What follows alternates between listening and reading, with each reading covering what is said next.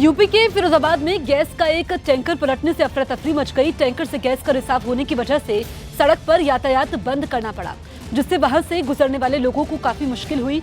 हादसे की जानकारी मिलते ही पुलिस और दमकल के कई कर्मचारी मौके पर पहुंच गए और टैंकर से हो रहे रिसाव को रोकने की कोशिश करने लगे। हालांकि काफी देर की मशक्कत के बाद गैस के रिसाव को बंद किया गया, जिससे एक बड़ा हादसा होने से टल गया।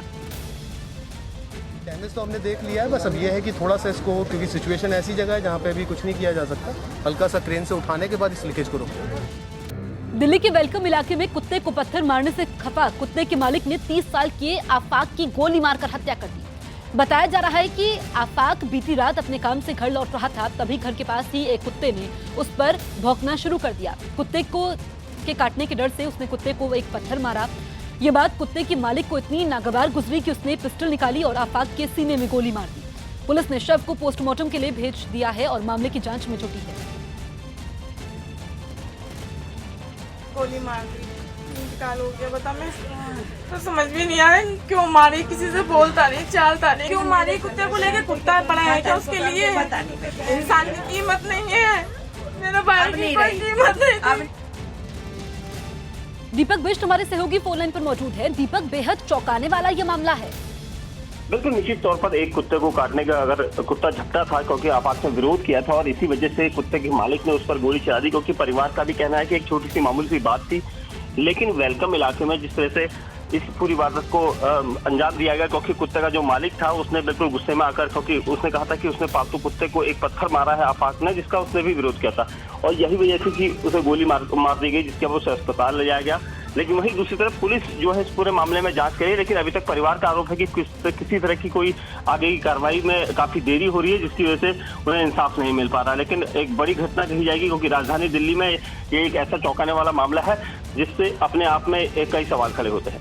बिल्कुल दीपक, आपका इस तमाम जानकारी के लिए शुक्रिया। पटना के एक निजी अस्पताल में पैसों के लेन देन को लेकर मरीज के परिजनों के साथ जमकर मारपीट की गई।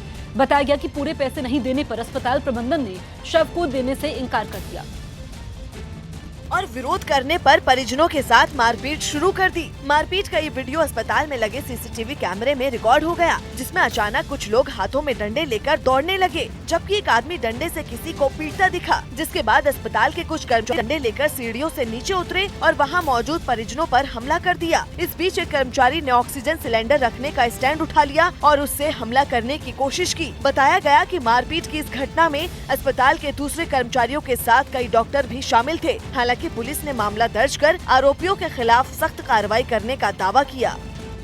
यूपी के संभल में आवारा कुत्तों के काटने से एक बच्चे की मौत हो गई है। बच्चा अपने घर के बाहर खेल रहा था जब आवारा कुत्तों ने उस पर हमला बोला।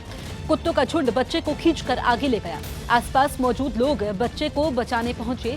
काफी मुशक्कत के बाद बच्चे को कुत्तों के चंगुल से छुड़ाया गया, लेकिन कुत्तों के काटने से बुरी तरह जख्मी बच्चे को बचाया नहीं जा सका। वहीं गाँव वालों का दावा है कि इस तरह की घटना पहले भी हो चुकी है।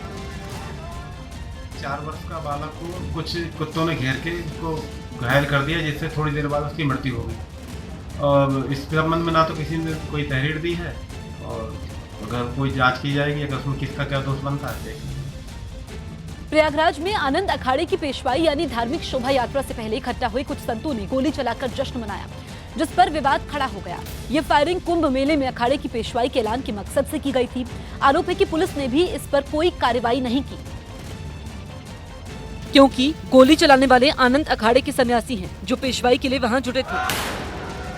प्रयाग की सड़कों पर कुंभ मेले तक झांकी निकलने वाली थी, लेकिन सभी को कुछ देर के लिए रोका गया था। वजह थी कि आनंद अखाड़े की पेशवाई यानी शोभा यात्रा कुंभ मेले के लिए तभी निकलेगी जब गोली चलाई जाएगी। इसके लिए पहले बंदूक को लोड किया गया। इस बीच पीछे एक संत खड़े थे जो जिंदा कारतूस की बेल्ट को अपने शरीर पर ऐसे लपेटे हुए थे जिस तरह फूलों की माला को लपेटा जाता है। थोड़ी ही देर में फायरिंग होनी थी। इसके लिए बंदूक अखाड़े के एक संत को थमाई गई और कुछ ही पल में उन्होंने उससे गोली चला दी।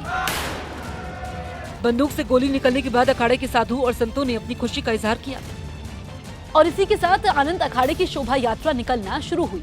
इस फायरिंग में किसी को चोट नहीं आई, लेकिन जिस कदर वहां भीड़ थी बड़ा हादसा भी हो सकता था।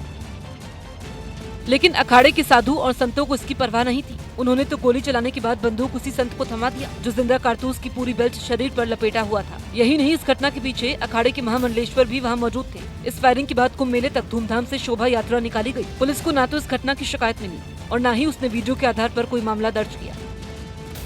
मुंह से ठाए ठाए की आवाज निकालने वाली यूपी पुलिस की फजीहत कराने वाला एक और वीडियो सामने आया। ये वीडियो उस वक्त का है जब बिजनौर में पुलिस के बड़े अधिकारी ये देखने पहुंचे कि पुलिस वालों को हथियारों के बारे में कितनी जानकारी है। हथियार भी ऐसे जो पुलिस वालों को अक्सर चलाने की जरूरत पड़ती है। लेकिन हैरानी की बात यह है कि ज्यादातर पुलिस वाले इस ट्रेनिंग में फेल हो गए। कैसे चलाते हैं इसको? इधर आइए, यहाँ से। सामने नजीबाबाद के सीओ यानी सर्कल ऑफिसर थे जो पुलिस वालों का इम्तिहान ले रहे थे। आंसू गैस के गोलों का पैकेट एक पुलिस वाले को थमाया गया और पूछा गया कि इसे चलाते कैसे हैं। बताइए इसके बारे में। ये आंसू गैस के लिए हाँ 30 मीटर तक थ्रो किया जाता है। कैसे करते हैं? ऐसे ही बोले के पिन खींच कर इसे दबा करिए। पहले पिन खींचेंगे, पहले दबाएंगे। पहले दबाएंगे सर, हाँ फिर गेंद के ऊपर दबा दिए, फिर पिन खींच लीजिए। हाँ फिर क्या करोगे? पिन खींच के फिर पोजीशन बनाएंगे। हाँ लेट जाएंगे। लेकिन फजीहत इसलिए हुई क्योंकि इस तरह आंसू गैस का गोला नहीं ग्रेनेड फेंका जाता है। ग्रेनेड का है वो ग्रेनेड का है जो तुम बता रहे हो। ऐसा भी नहीं है कि अचानक पुलिस वालों को इम्तिहान के लिए बुला लिया गया। ऐसे टेस्ट की खबर थाने के स्टाफ को कई दिन पहले दे दी गई थी। कोई भी लॉ एंड ऑर्डर की सिचुएशन आपको बता के नहीं आएगी। जैसे याद करा मुआयना है तब भी आप लोग तैयार नहीं हो। जबकि ये वही यूपी पुलिस है जिसे पिछले कुछ महीनों में एनकाउंटर स्पेशलिस्ट का तमगा दिया जाने लगा है। लेकिन जब टेस्ट शुरू हुआ तो हथियारों के सामने वर्दी वालों का दम फूलने लगा। ये हाल तब था जब निशानेबाजी का टेस्ट नहीं लिया जा रहा था बल्कि केवल हथियारों के बारे में पूछा जा रहा था, जिसके लिए फर्श पर एक कंबल बिछाया गया और अलग अलग तरीके के हथियार फर्श पर सजा दिए गए। आमतौर पर हथियार चलाना सिखाने से पहले उसे खोलने और बंद करने की ट्रेनिंग दी जाती, लेकिन कई पुलिस वाले उसमें भी फेल हो गए। अब इसको खोलो पूरा।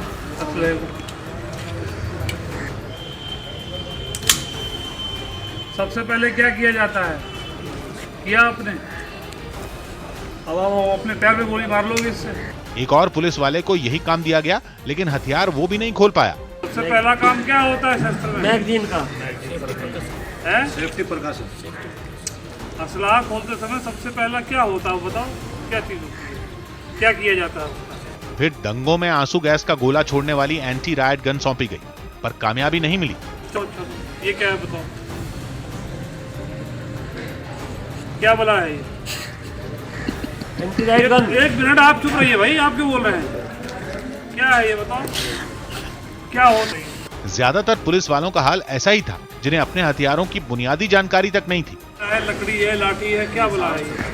ऊपर से परेशानी ये थी कि इम्तिहान में पुलिस वाले ही फेल नहीं हुए बल्कि कुछ हथियार भी फेल हो गए, क्योंकि आंसू गैस के जो गोले लाए गए थे वो 4 साल पहले एक्सपायर हो चुके थे। यानी उनका इस्तेमाल अगर दंगों के दौरान किया जाता तो अंजाम खतरनाक हो सकता था।